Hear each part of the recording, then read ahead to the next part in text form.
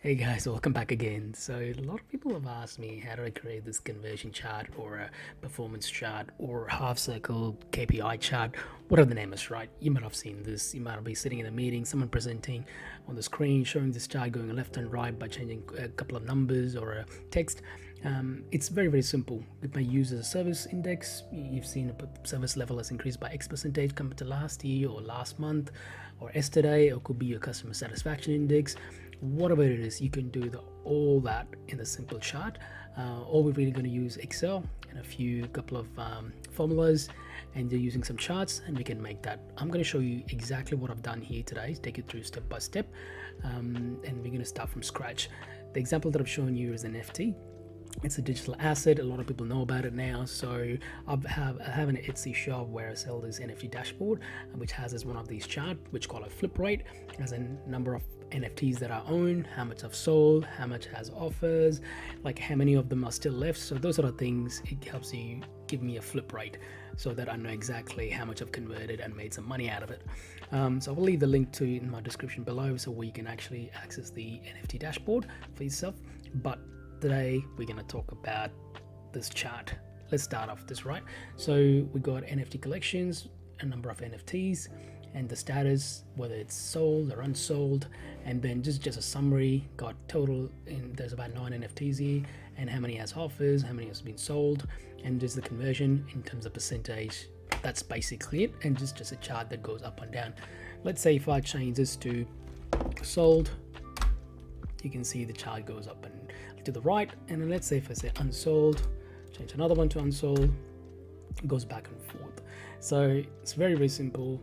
Why don't we jump right into it? So what I'm going to do now, I'm going to start a new sheet, and then first thing first, let's change the background to black, so we got that right, and change the text to white, so at least you can see what you're typing. Yep. So first thing, let's write an NFT collection. So I go NFT1, bold, and then here let's make it a little bigger. So but before I do that, there's a quick trick to do that as well. Let's say status, say sold. Yep. And now you want to change this column length both of the same length. All you have to do is select both of them and just change it like that, and then they both move at the same time. Let's make it bold. Whoops, there we go. The center, that's fine. So let's go up to 10. Now we're doing, oh, actually we did 9, right? So let's keep it 9. And then status, let's drop it unsold. Next time you write, it should come up automatically. Just a random number, whatever you want to write. I'm just randomly, I'm just saying it's unsold, sold. That's done. Let's orient everything to right, actually to center. Yep, so that's done.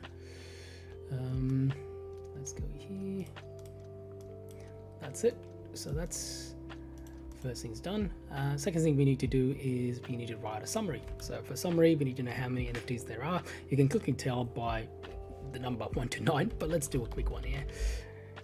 Could be you might not have a number here. It could be just a similar text, you know. So for that, I'm just going to use this example. So let's say count a, the whole thing there, then press enter.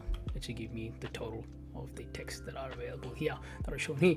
The next thing, you want to know how many sold or unsold there are. So let's say total sold. So all I'm going to do is here count if function, and then select the range, and then select the criteria as in sold.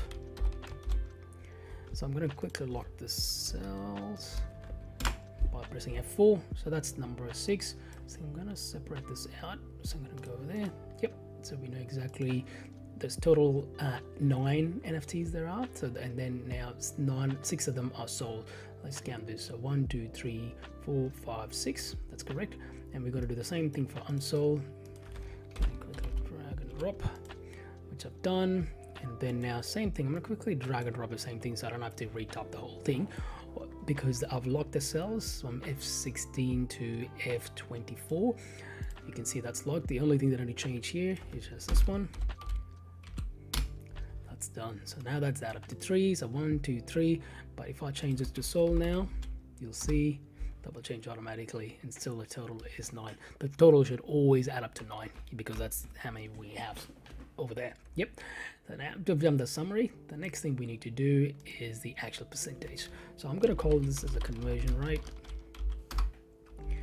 and then we call this sold, sold, unsold, and then the total. Now we're going to show this in terms of percentage. That's the figure we want to show here on the chart as a percentage. Okay, I'm going to quickly underline this, or actually draw a line. Now the percentage, all I have to do, so number of total 7 of 9 are sold. So that's, we need to change the percentage. I'll have to quickly go there. That's it. I don't want to do more decimal point, just to round it up. Same thing for that. So I'm going to lock the cell again, which is the total. I'm going to press F4. That locks in that cell. Drag to the right. Now all I have to do is move this across to unsold, give me the total, and the total has to be 100%. So that should be some 100%. Perfect. So now we got these percentage right. So we've done that. The last thing we need to do is to create the actual chart.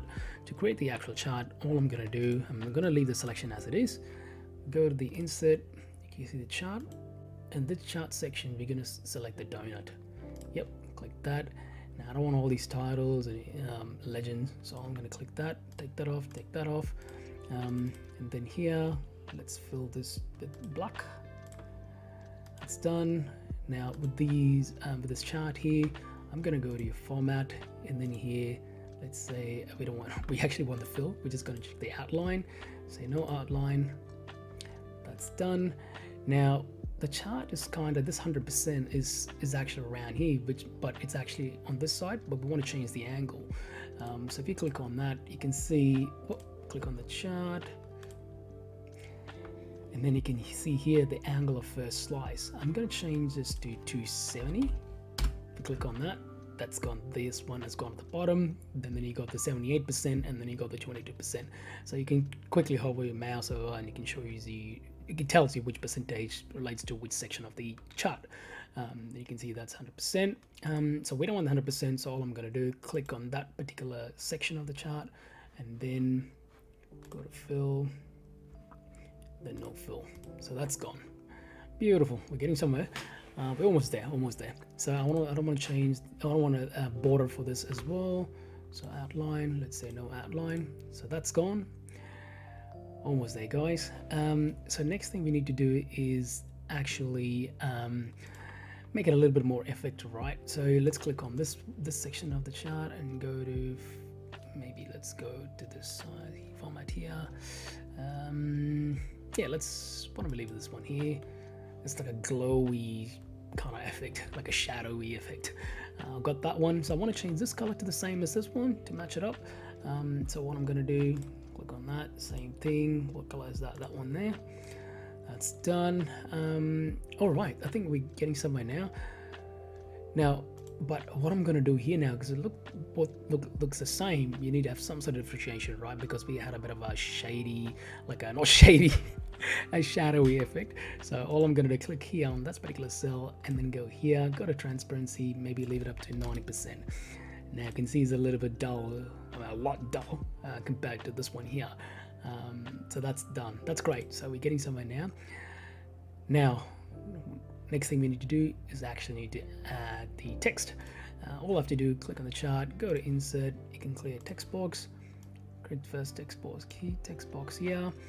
Again, what I'm going to do here, I'm going to go here, click there, and then select the sold percentage. Click that, and I can see 72% has come up. Click on the text again, then make that, I like the text ground view, maybe to 32%, right? Keep it a center. Let's go to the orange. And then same thing, copy, paste, change the conversion.